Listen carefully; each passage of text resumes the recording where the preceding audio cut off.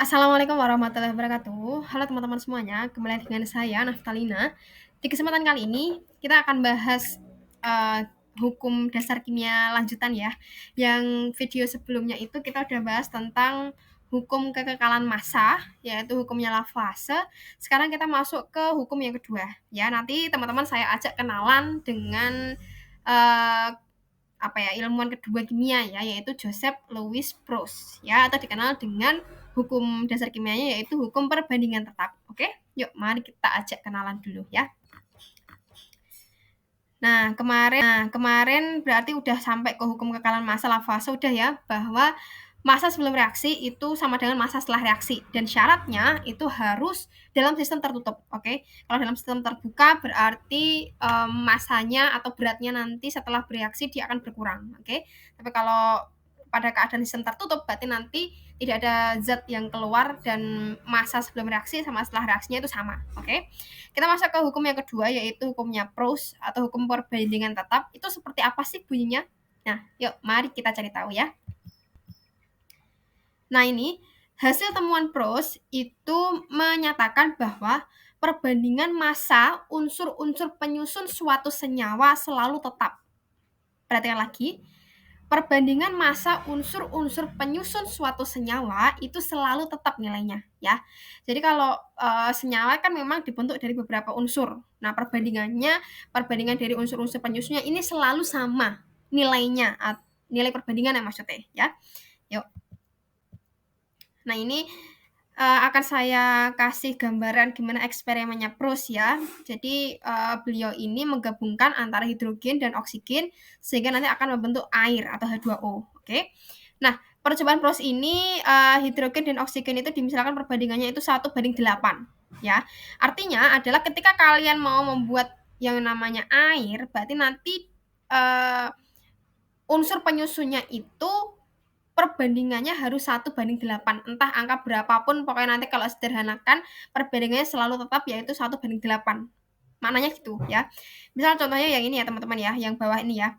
Ini ada 1 gram berbanding 8 gram, perbandingannya di sini menjadi 9 gram. Nah, ini juga lanjutan dari teori yang kemarin ya, teorinya Lavoisier, massa sebelum reaksi 9 gram, massa setelah reaksi 9 gram juga. Oke? Sepakat ya? Nah, selanjutnya bawah, si Proust ini mau membuat air dari 2 gram hidrogen dibandingkan dengan 16 gram oksigen. Nah, kalau misalnya kita lihat dari unsur penyusunnya, itu kan sama toh. Ketika sama-sama dibagi dengan angka yang sama, disederhanakan, dibagi 2, ya, ternyata perbandingannya tetap sama, 1:8. Nah, ini artinya terbukti bahwa hukumnya Proust itu mau dibuat dari unsur penyusun masanya itu berapapun, yang penting perbandingannya tetap sama seperti perbandingan awal. Maksudnya gitu ya. Makanya di sini massa airnya adalah 18 gram. Dan nah, yang bawah ini coba dilihat ya ini. Nah, si Proust itu mencoba untuk membuat air dari 3 gram hidrogen, kemudian oksigennya itu 16 gram. Nah, ternyata di sini ketika kita bandingkan massa unsur penyusunnya itu tidak 1:8. Nah, berarti nanti kita harus berpikir, oh ternyata dalam pembuatan ini komposisinya harus kita samakan dulu biar nanti perbandingannya itu 1:8. Gimana? Berarti nanti ada massa unsur yang sisa atau yang bereaksi itu enggak semuanya. Yang mana kira-kira? Nah, berarti di sini itu yang kelebihan kan hidrogen. Hidrogen yang dipakai untuk bereaksi adalah hanya 2 gram ya. Yang 1 gramnya ini jadi sisa. Sehingga massa air yang terbentuk itu adalah massa zat yang bereaksi hidrogen yang 2 gram itu tadi, oke, dengan 16 gram oksigen. Maka totalnya adalah 18 gram air, maksudnya gitu. Mudeng? Ya, nanti kalau misal masih bingung, nanti akan Ibu kasih contoh lagi di slide berikutnya, oke? Lanjut. Nah, ini pembuktian hukum Proust yang tadi sempat saya singgung di sebelumnya ya. Mungkin teman-teman belum punya gambaran gimana sih bentuk soal dari hukum Proust itu seperti apa. Nah, ini nanti akan kita bedah satu-satu, oke? Jadi ciri-cirinya itu biasanya adalah ada suatu perbandingan yang tetap udah diketahui perbandingannya. Teman-teman nanti disuruh menunjuk kira-kira percobaan mana yang memenuhi dari hukum perbandingan tetap Proust ini, kayak gitu ya. Nah, saya kasih tips ya teman-teman ya. Ini caranya adalah Yang pertama kalian lihat dulu perbandingannya berapa, kan perbandingannya 1:8, oke?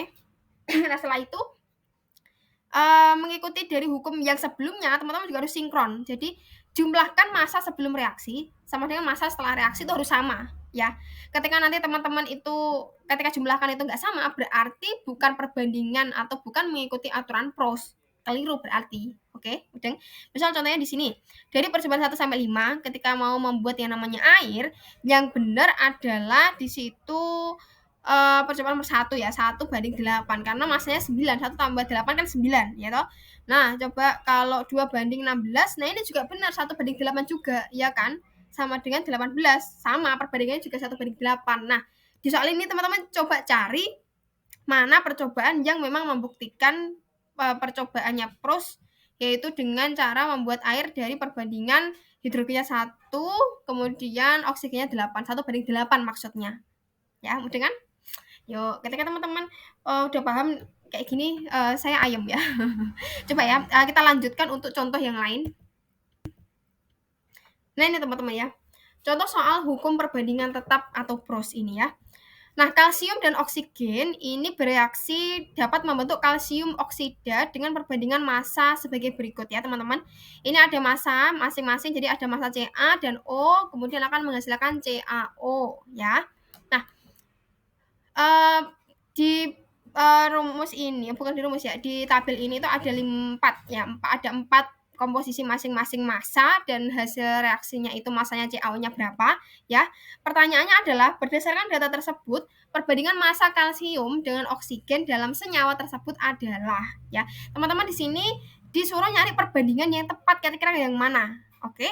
Nah, ini teman-teman, saya kasih tipsnya, yaitu cara mengerjakannya adalah teman-teman coba jumlahkan massa Ca ya dan O sebelum reaksi. Oke. Nah, jika hasil penjumlahannya itu sama dengan hasil reaksi atau produk, berarti itulah perbandingannya, teman-teman. Coba kita buktikan ya. Yang pertama itu, coba teman-teman lihat di bagian tabel sebelah kiri ya, yang data pertama ini kan 10 gram Ca ditambah 4 gram O nanti akan menghasilkan CaO 14. Jadi 10 tambah 4 itu 14. Apakah benar teman-teman ketika jumlahkan? Nah, benar, ya kan? Lagi coba 15 tambah 2, apakah 7 hasilnya? Tidak. Nah, kalau 15 tambah 4 hasilnya harusnya 19 dong, bukan 14. Oke. Nah, kalau 20 tambah 10 harusnya 30. Nah, di sini teman-teman perlu curigai, berarti untuk mencari perbandingan tetap itu kita harus sinkronkan antara massa sebelum reaksi sama dengan massa setelah reaksi. Itu harus dipegang dulu, oke? Nah, setelah itu dicari perbandingannya. Berarti perbandingan Ca dan O berapa? Kalau 10 banding 4. Berarti dibagi dengan angka yang sama, berarti dibagi dengan 2. Nah, dibagi dengan 2 berarti berapa? 5 banding 2. Berarti jawabannya yang mana, teman-teman? Jawabannya yang benar adalah yang C. Oke. Nah, ini teman-teman ya. Ini adalah jawaban yang tepat ya, teman-teman. Bisa diperhatikan berarti jawabannya adalah 10 banding 4 atau 5 banding 2. Berarti jawabannya yang benar yang C. Oke. Lanjut ya. Nah, ini teman-teman untuk latihan soalnya. Jadi ada soal perbandingan massa besi dan massa oksigen terbentuk besi 3 oksida adalah 7:3. Jika 21 gram besi tepat bereaksi dengan oksigen, maka besi 3 oksida yang terbentuk adalah. Nah, coba teman-teman, ini di pause dulu, kemudian nanti teman-teman silahkan tulis di buku reaksinya. Nah, langkah pertama teman-teman tulis reaksinya dulu. Reaksi antara besi unsurnya apa teman-teman?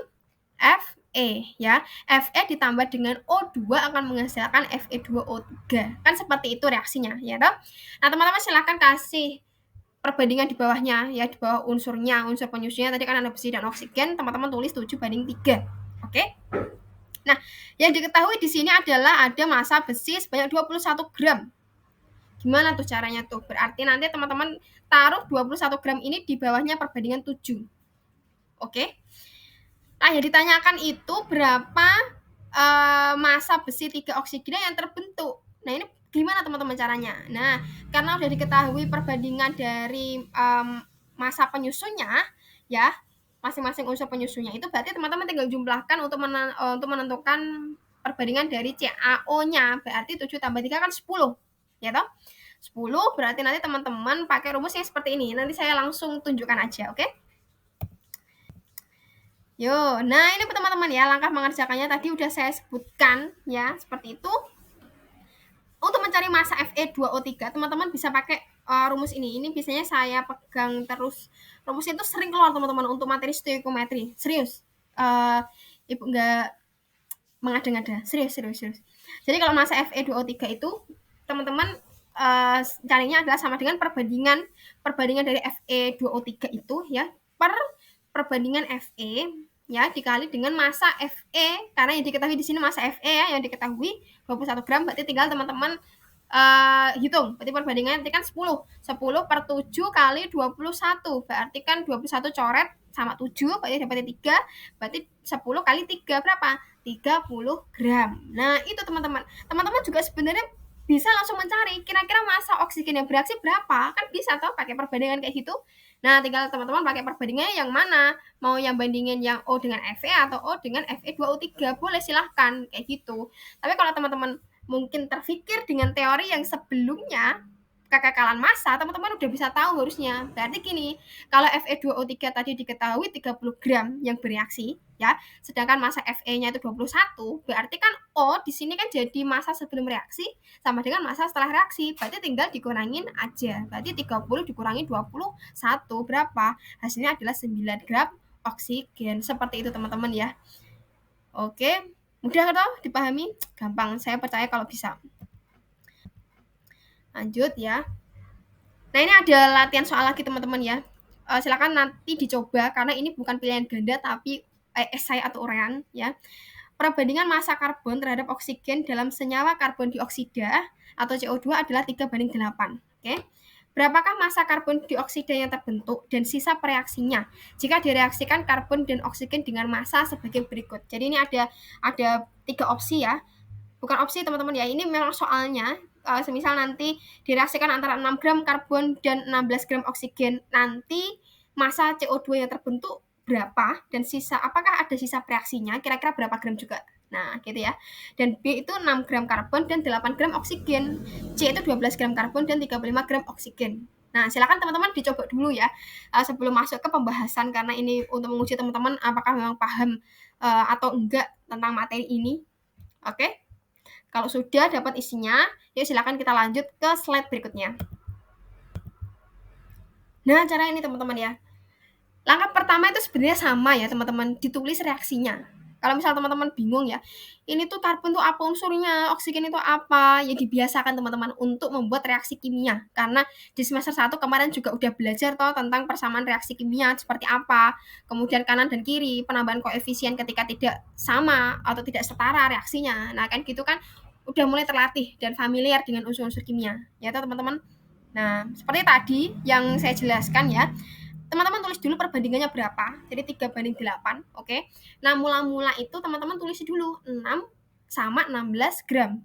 Nah, perbandingan massa itu tujuannya untuk apa teman-teman ya?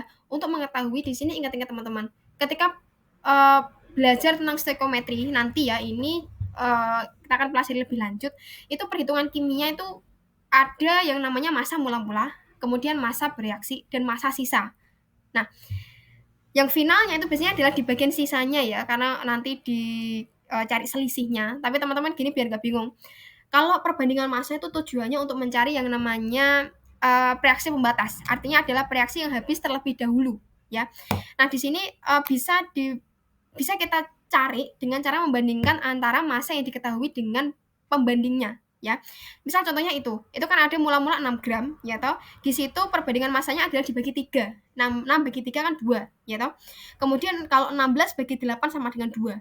Nah, di perbandingan massa ini teman-teman, ternyata dari kedua unsur penyusunnya ini memiliki massa yang sama, yaitu massanya perbandingan massanya sama-sama 2. Artinya teman-teman diingat-ingat, ketika ketemu perbandingan massa yang sama, artinya suatu reaksi itu tidak ada sisa atau semuanya ikut bereaksi. Jadi tidak ada massa yang tertinggal, seperti itu. Mudah kan? Nah, setelah itu kita bisa tahu, oh ternyata karena di sini massanya itu perbandingan massanya sama-sama 2, berarti di sini habis bereaksi. Berarti bereaksinya ya dikurangi dengan nilai mula-mula juga. Berarti 6 kurangi 6 0 ya toh. 16 kurangi 16 itu 0. Nah, kita bisa tahu berapa massa karbon dioksida dari reaksi antara karbon dan oksigen 6 gram dan 16 gram. Berarti 6 tambah 16 teman-teman berapa? 22 gram. Ya, ini untuk cara proses itu memang seperti ini. Kita harus tahu dulu berapa massa unsur penyusunnya. Kemudian pertanyaannya adalah berapa massa produknya. Yang setelah bereaksi itu berapa. Biasanya seperti itu, oke? Ada gambaran ya. Lanjut. Nah, ini teman-teman, yang tadi saya ulas ya. Jika hasil pembanding massanya itu sama, artinya keduanya itu habis bereaksi. Artinya massa mula-mula itu nanti dikurangi dengan yang bereaksi. Berarti kan nanti nggak ada sisa sama sekali, 0 kan. Oke, paham ya, clear ya. Lanjut. Nah, untuk yang soal yang kedua teman-teman, silakan teman-teman dicoba apakah di sini itu massa pembandingnya nanti sama atau memang ada sisa. Nah, ini nanti akan kita pelajari lebih lanjut. Oke? Silakan di pause, dicoba dulu.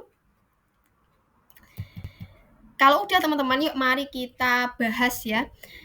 Caranya sama seperti tadi, teman-teman tulisi reaksinya, C dan O2 menghasilkan CO2. Nah, ini teman-teman sorry ya, ini saya tulis pakai pensil warna merah karena memang kalau di Canva itu sulit untuk mengetik apalagi kimia ya, berarti harus ada simbol, kemudian terbatas di ruangannya, jadi lebih enak pakai tulisan aja. Pembandingnya udah ya teman-teman, 3/8, kemudian mula-mulanya teman-teman tulis, jadi ada 6 gram dan 8 gram oksigen, oke? Nah, setelah teman-teman itu menuliskan massa di mula-mula, teman-teman ingat-ingat cari dulu reaksi pembatas. Apakah di sini nanti ada massa yang sisa atau enggak, oke? Nah, kita bandingkan kayak tadi teman-teman ya. Perbandingan massanya berarti kan 6 bagi 3, itu kan 2 ya. Nek 8 bagi 8 berapa teman-teman? 1. Nah, massa pembandingnya aja itu nggak sama, berarti otomatis di sini ada yang namanya massa yang sisa. Nah, massa yang sisa itu yang mana? Nah, kita cari teman-teman ya.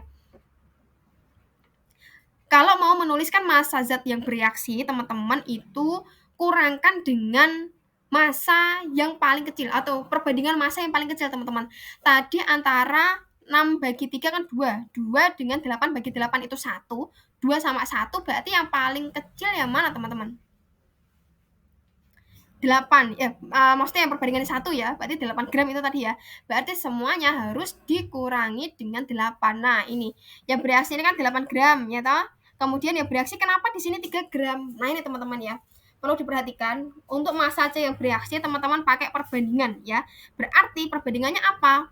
Perbandingan dari C berarti kan 3 per massa perbandingan yang diketahui berarti O2 dikali massa dari O2. Berarti 3/8 kali 8 sama dengan 3 gram. Nah, teman-teman taruh 3 gram ini di bereaksi. Ya, jangan sampai sisanya itu negatif teman-teman. Nggak ada yang namanya sisa negatif. Sisa itu pasti positif ya. Berarti 6 dikurangi 3 itu 3. Nah, 8 dikurangi 8 kan kosong teman-teman ya, nggak ada isinya. Nah, ini berarti teman-teman bisa untuk menuliskan berapa massa CO2 yang dihasilkan. Berarti 3 tambah 8. 3 dari mana teman-teman? Yang difokuskan adalah di gram yang bereaksi ini. Nah, nanti otomatis CO2 kan nanti akan mengikuti jumlahnya. Berarti 3 tambah 8 adalah 11. Clear ya? Mudeng ya? 11 gram. Lanjut ya. Nah, yang ketiga ini teman-teman soalnya sama kayak tadi, cuma di sini massanya yang kita variasikan. Jadi ada 12 gram karbon dan 35 gram oksigen. Oke. Yuk, mari kita lanjutkan. Nah, ini teman-teman, sama seperti tadi ya. Perbandingannya tulisi dulu 3/8, oke? Nah, mula-mulanya ditulis 12 gram banding 35 gram, ya. Nah, coba untuk dibandingkan dulu perbandingan massanya untuk menentukan reaksi pembatas. Kalau 13 bagi 3 itu kan 4 ya. 35 bagi 8 itu kira-kira 4 ya teman-teman ya. 4. Tadi 4 banding 4. 4 banding 4 itu, tapi 4-nya kan 4 lebih kan, karena kalau 8 kali 4 kan 32, masih ada sisa 3, harusnya kan ada 4 lebih, komanya berapa, kayak gitu kan. Nah, berarti di sini kita harus nyari yang paling kecil teman-teman, antara 4 dengan 4,375 kecil mana? Kecil yang 4, berarti di sini kita pakai massa C itu yang bereaksi dia harus habis, karena kalau yang kalau gini teman-teman ingat-ingat ya, kalau perbandingan yang kecil itu biasanya adalah dia udah habis bereaksi. Intinya dia nggak punya sisa. Terus ngono wae. Berarti 12 gram habis toh sisanya. Nah, tinggal kamu nyari massa O2. O2 yang 32 gram ini dari mana? Dari sini teman-teman ya, yang tulisan pojok bawah kanan, ini massa O2 yang bereaksi adalah 8 itu dari perbandingan O2, perbandingan O2-nya 8 per perbandingan dari C, berarti 8/2 kali massa C yang bereaksi, berarti kali 12. Sama dengan, berarti kan 8 kali 4. 8 kali 4 berapa teman-teman? 32 gram. Nah, setelah teman-teman tahu, oh ternyata massa yang sisa itu massanya O, karena apa? 35 dikurangi 32, sisanya 3 gram. Nah, habis ini kita baru tahu, oh ternyata massa CO2 yang dihasilkan itu adalah 12 tambah 32 atau 44 gram. Sedangkan massa sisanya adalah massa sisa dari O2 sebanyak 3 gram. Seperti itu teman-teman. Sebenarnya gampang kalau teman-teman istilahnya kayak nyerateni dikit-dikit itu ya, maksudnya memahami dikit-dikit dan perlahan. Silakan nanti kalau misal belum paham bisa diputar lagi video ini ya teman-teman, untuk mempermudah teman-teman untuk memahaminya, karena ini memang sudah saya jelaskan sesederhana mungkin dan membuat teman-teman, saya usahakan untuk teman-teman bisa paham tentang materinya. Oke teman-teman, nah nanti kalau misal masih bingung nanti boleh silahkan tanya di kelas ya, ketika pelajaran Bunafta kimia boleh silahkan, monggo. Oke, nah alhamdulillah teman-teman sudah sampai ke penghujung PPT ya, penghujung pembahasan kita hari ini tentang hukum perbandingan tetap ya, atau hukumnya Proust ya. Kita masih punya berapa hukum lagi ya? 3 hukum lagi, 3 atau 2 ya? 2 hukum lagi deh sebenarnya, atau 3. Coba nanti kita sambil lihat ya. Oke teman-teman, jangan lupa ya teman-teman ya untuk like, comment, subscribe. Jangan lupa untuk klik lonceng notifikasinya agar teman-teman tidak ketinggalan terhadap video terupdate dari Nafta. Oke, terima kasih teman-teman ya. Semoga bermanfaat. Wassalamualaikum warahmatullahi wabarakatuh. Ya teman-teman, see you in the next video. Oke, bye-bye.